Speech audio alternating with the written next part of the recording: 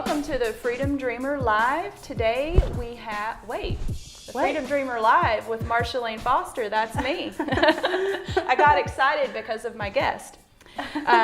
We're coming to you live from the studios of Freedom Dreamer Photography in historic downtown Rogers, and this is our third show. We're really excited to be here with you today. If you would like a show like this for your business, let us know, and I will hook you up with my production team. I decided to start this show because I'm passionate about a lot of different subjects, and my guests will all cover those subjects, sometimes more than one, but I want to let you know the things that I'm really passionate about. It's a list, so I'm going to read it for you.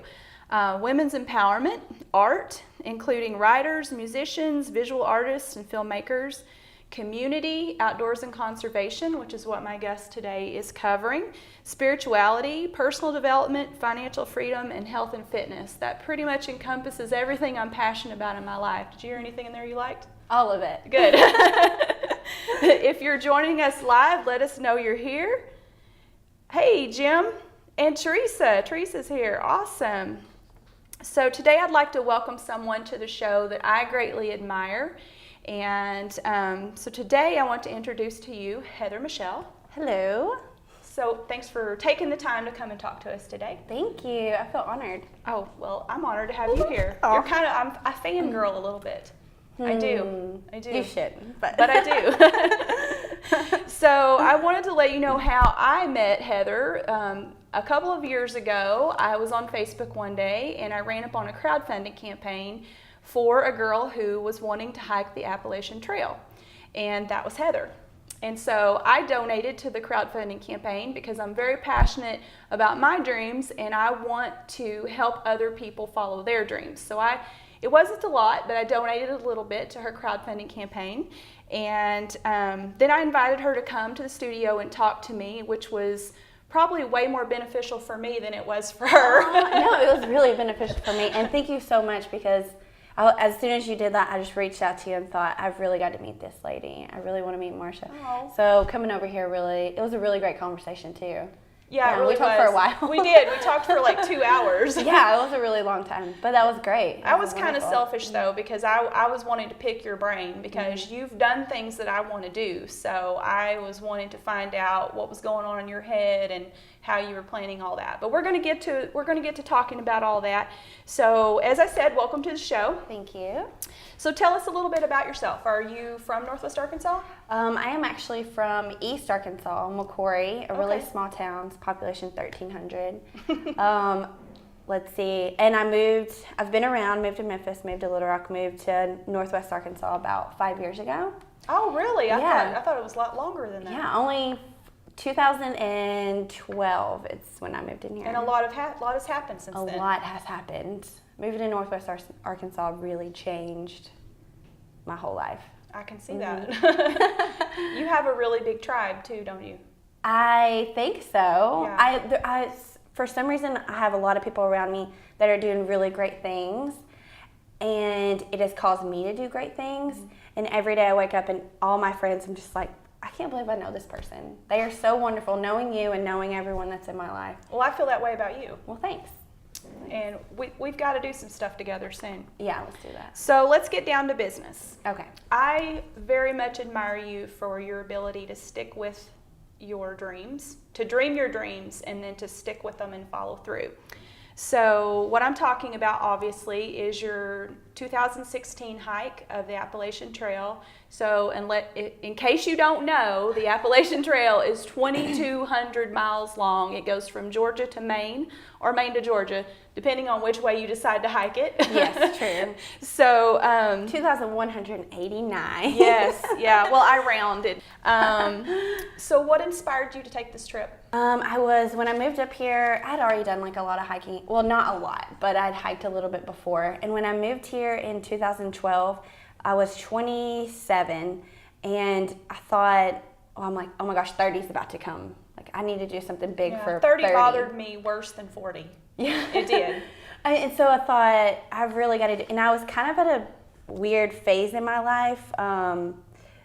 I was kind of depressed, and so I didn't know how to handle that. So I just started going out and hiking going out into the Ozarks. Yeah. So just on day hikes? Okay. And I had a dog. So he was kind of the one that pushed me to that because I was like, I can't keep him inside. So we started going to the Ozarks, started hiking a lot. And then one day I was riding with one of my friends from high school, this guy, and we were talking about turning 30, and he was brought up the Appalachian Trail. I'd never heard about it before, but something inside of me just said, okay, let's go do it. Let's go do it. Let's start planning this. And I started looking it up, and then I became obsessed with it, like severely obsessed. And I just feeling there's a few things I've been obsessed about. I had never really been that obsessed about something, so I thought this has to mean something.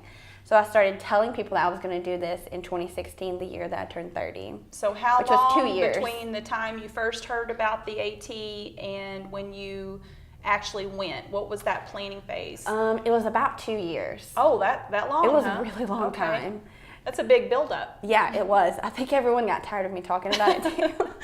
and then I said, come tell me, and I'm just dragging it out of you. Yeah, anyone that wanted to listen, though, I'm like, yeah, let me talk about it. That's why you came. You found someone who would listen to you. Oh, no, but I didn't know what I was getting myself into. And so I just put it out in the universe, and everything started just happening and coming together. Exactly. And then I set a date, and I decided I was going to go southbound, which is starting in Maine and ending in Georgia. And only 10% of thru hikers, a thru hiker is someone that does a trail in completion, like all the way through in one time. Year. Only 10% of thru hikers do it southbound.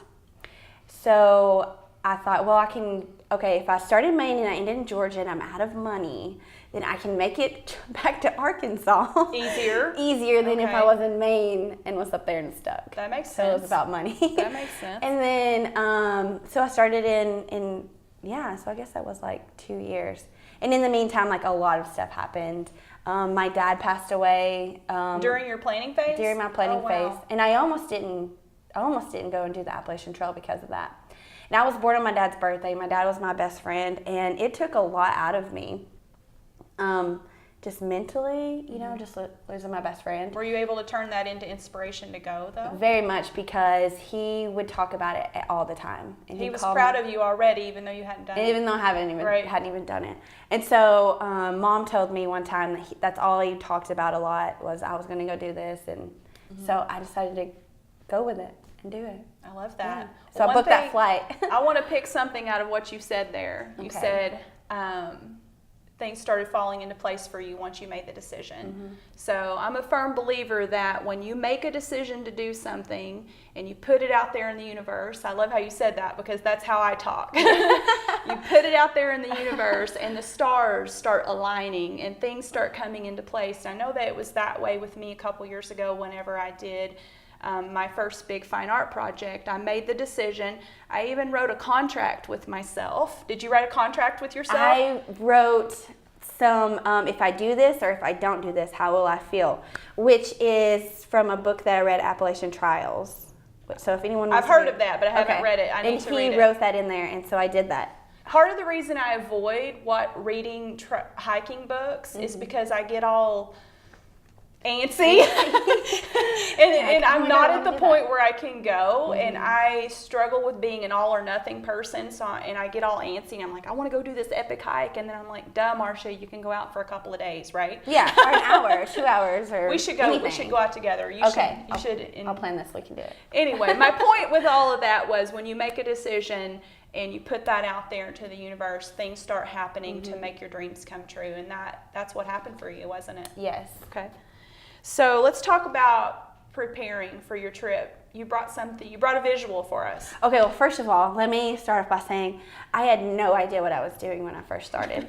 And I also got a sponsorship became a thru hike syndicate. And this is that, like, I put it out in the universe, and then I became a thru hike syndicate for this company that sponsors you gear. Thru hike syndicate, what does that mean? You're just a syndicate for these companies. So you blog and post pictures and things like this for them. And you use their gear. I did. But I started the trail with a lot of their gear and ended up realizing that some of that gear wasn't for me. So I changed. So when I started the Appalachian Trail, I think my pack weight was like 37 pounds, which is... That's what I hike with, 38. 38 is light for me. I'll help you now. I know, but I'm always afraid I'm going to be hungry, thirsty, or cold. So Best advice I ever got was from Poet, who owns a hostel in Monson, Maine. And he said, and I think I told this to you a couple weeks ago, you pack your fears. I went from a 65-liter backpack to a 36-liter. So this isn't the one I did on the AT, but it's very similar. So it's the same size. So nice I went and from dirty. I love very that. dirty. That means it's been used. Yes, this one's very used. And so this one I did the Continental Divide Trail, the Colorado Trail, and bike tour with. So I forgot to ask you that. Did you wear this when you bike also? Oh no, I actually had it in my bag, rolled down, and I went hiking on your saddlebags. Yeah. Okay. And I took little hiking trips on my bike trail, on my bike tour. Nice. So I'd stop, tie my bike up around a post somewhere, and then hike, and then come back.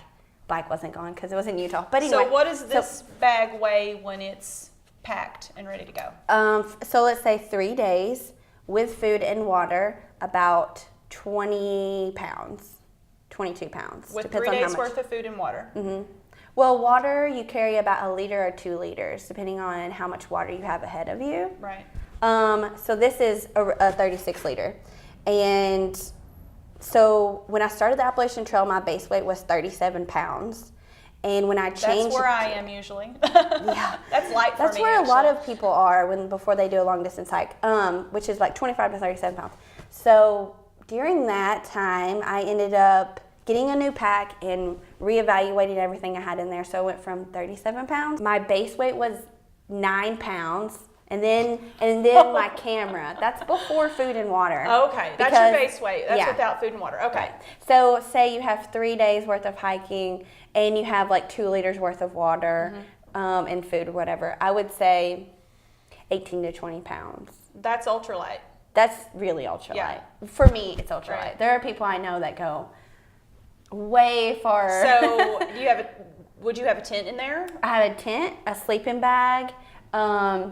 So on the Appalachian Trail, I had a tent, I had a sleeping bag, I had a blow-up pad that you sleep on. You're talking about at your 38 pounds or at your This is for the Appalachian Trail. Okay, so when you started the AT. Okay. Yeah. So a sleeping bag, a tent, a sleeping pad, a cooking stove, which was a little tiny thing. Oh, I changed. So it actually started with a pocket rocket, that you light and it canisters or whatever. Yeah. And then I guess about 500 miles in, I made an alcohol stove out of a cat food can. Nice. Because I was like, I'm going to be ultra light and cool. You're going to hack. So I made a alcohol stove out of a cat food can, which was pretty cool. That is pretty cool. Thank you, Stitch. Stitch is the one who, anyway. And you learn from people out there. And then I had like food and the Appalachian Trail guidebook.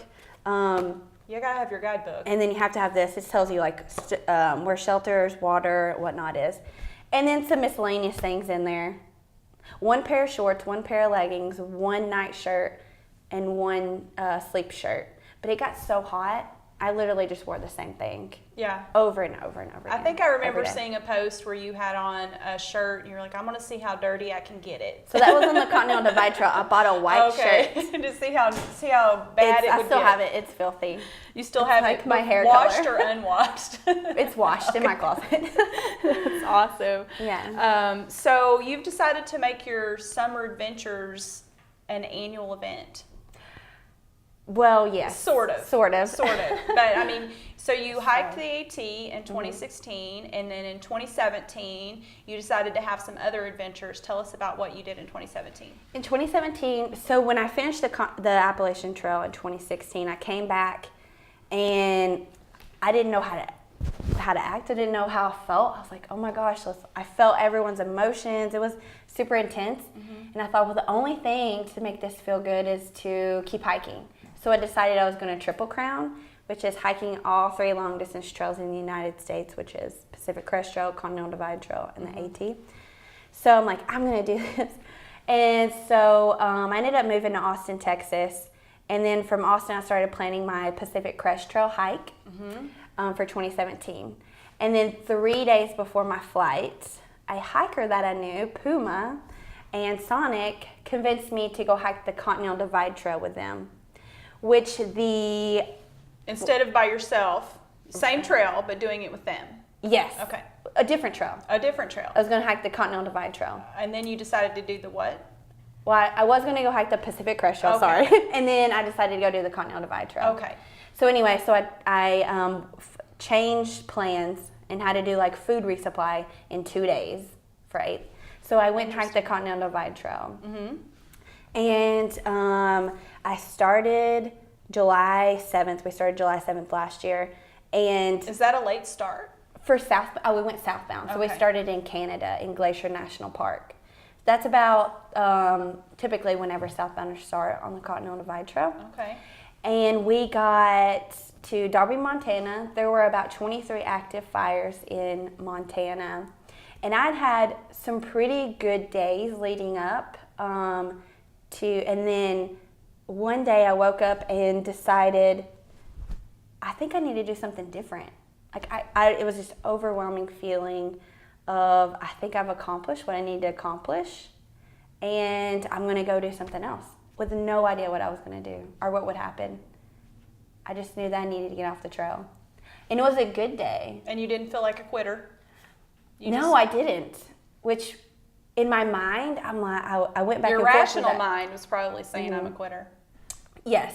And also thinking like, oh, what will social media think? Like, you know? Because we think about that. Isn't that terrible that we make decisions based on what we think people on social media are going to think of us? It's horrible. Why do we even feel like we have a responsibility to report what we're doing? And we have no responsibility to report, but yet your story had already been there, and so you felt the need, or you felt the responsibility to continue that story. Right. So doing the Appalachian Trail, beginning to end and accomplishing that, there were moments where I wanted to quit, but within myself, I knew it was not right for me to get off the trail. And it's not quitting, it's just doing something different. And so finishing that in the Continental Divide Trail, I realized, I think I'm good right now. Like, I think I'm going to see where this takes me, see what happens. And I didn't know what was going to happen. So I ended up leaving my hiking friends, which was very emotional, because they're like, what are you talking about? And they think you've lost your mind at this point, They're like, just give it one more day, give it 2 more days. They think that you're just having a weak moment, and they're going to get you through it. Yeah, which they would have. They would have, but it wasn't a weak moment. It was a moment where you knew. I think I would have continued to have those feelings. Yeah. And there wasn't a place on the trail that I could have gotten off. I could have easily gotten back on with them at any time and been like, oh, I just skipped a section.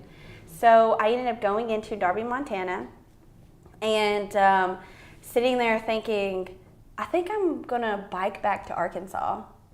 And said, all right, so I'm just going to see what happens.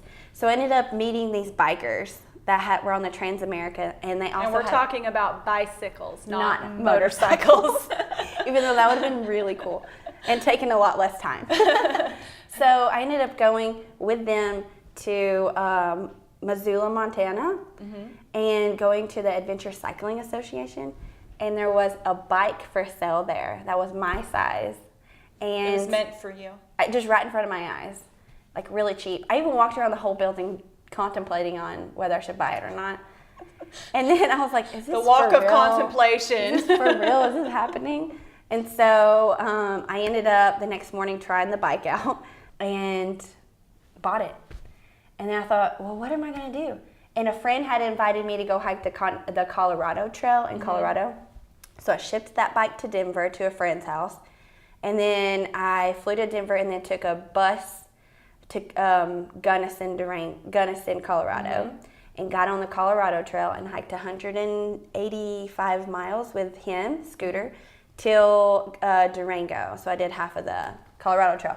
And then I rode back to Denver, took a bus from, well, first of all, I said, which way am I going to ride my bike home?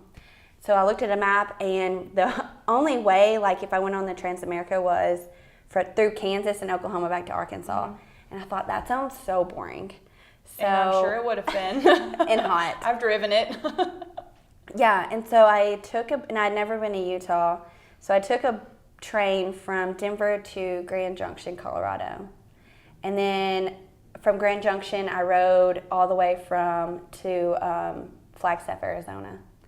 And during that time, it was crazy. I stopped at all these state parks. I ended up staying on a goat farm for 5 days. Which you're going back to this summer, right? Maybe. Okay. It's kind of changed since the last time we talked. We'll have to talk about that. And so if I would have never listened to my intuition and my gut, I would have never met any of these people that I now have these great bonds with. I never would have been true to my feelings and my intuition, because it's so hard to listen to. This backpacking, outdoors is personal development. Yeah. I truly believe that. I never get in the outdoors and come back and am not a better person than I was when I left. It's impossible. Yeah. You can't be.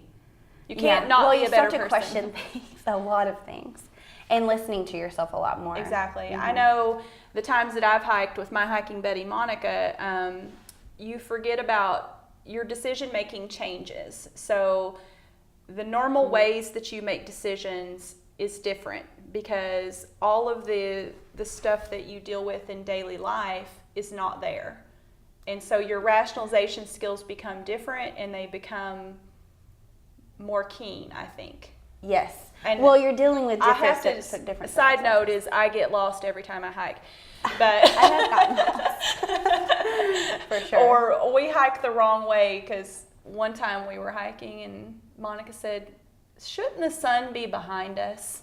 And we had already been hiking for a mile. So we backtrack a lot. We do that stuff, but we learn. So I wanted to tell you, one of your friends, Jennifer, is online, and Hi, Jennifer. She said that she never got tired of hearing you talk about the AT. That's really sweet, because a lot of people do. A lot of people are like, oh God, here comes Heather, and she's talking about that stupid trail again. It's true. I have to be quiet sometimes. Well, we have so much still to talk about, and so to keep the show at a manageable level, we only have a few more minutes, so let's move on.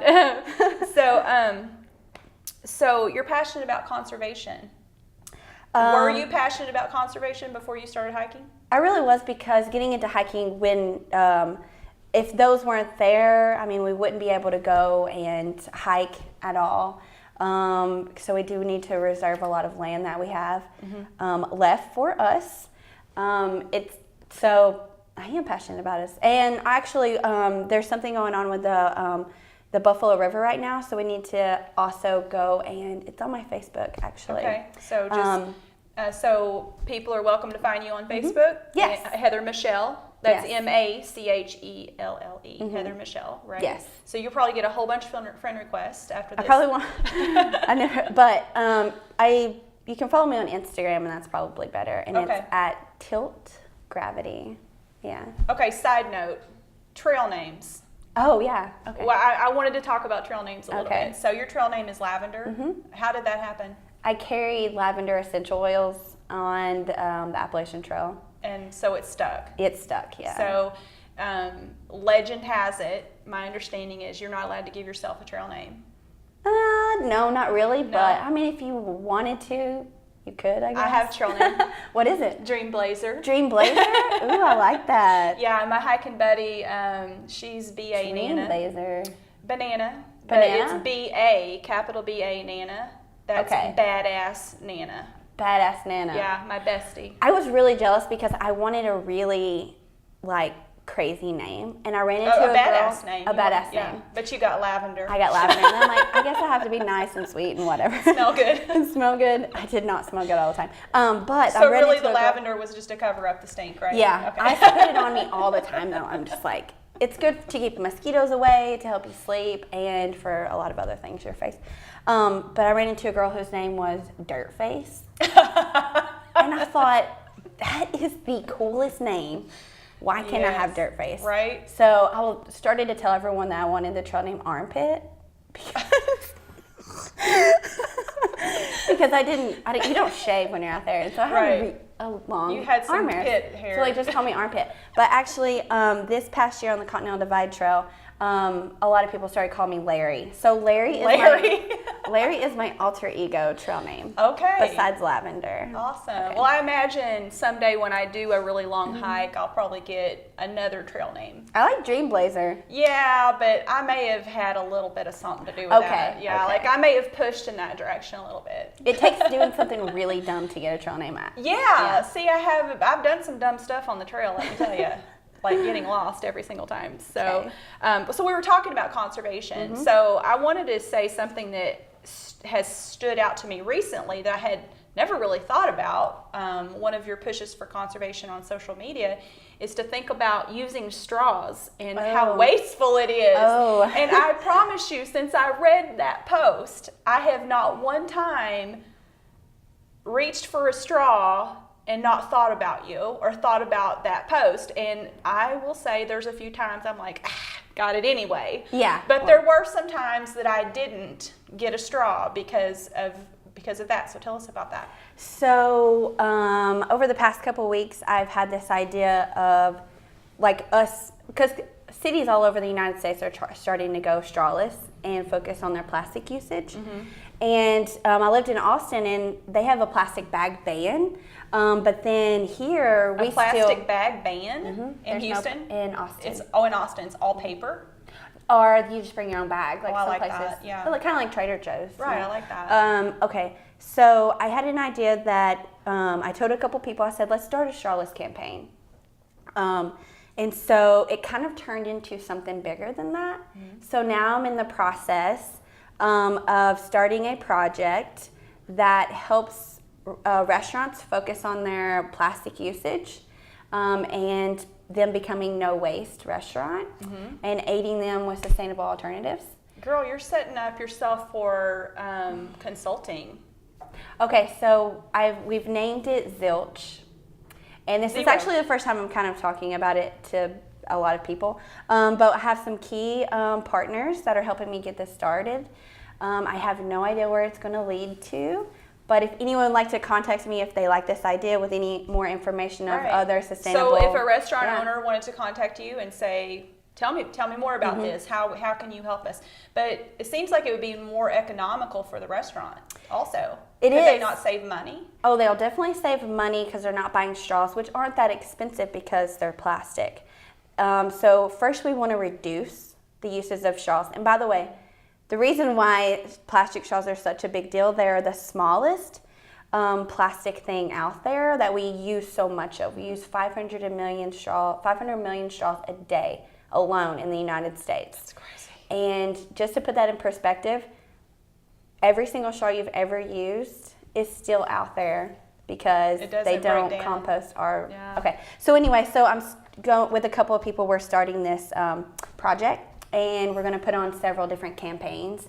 We're going to try to get restaurants to take pledges to reduce their waste and become plasticless. I love that. You have so many awesome things going. And we could probably, I may have to have you back. Okay. Because, we don't have enough time to talk so about everything. So that is why I was going to go to Utah and work on a goat farm for the summer. They have bees, and I've always been interested in raising bees. But now this kind of Zilch has taken off, and I don't know what it's going to lead to, so I've decided to stay for at least 6 months. Okay, we'll see what happens. Or whatever happens. So you'll be here this summer? Yes.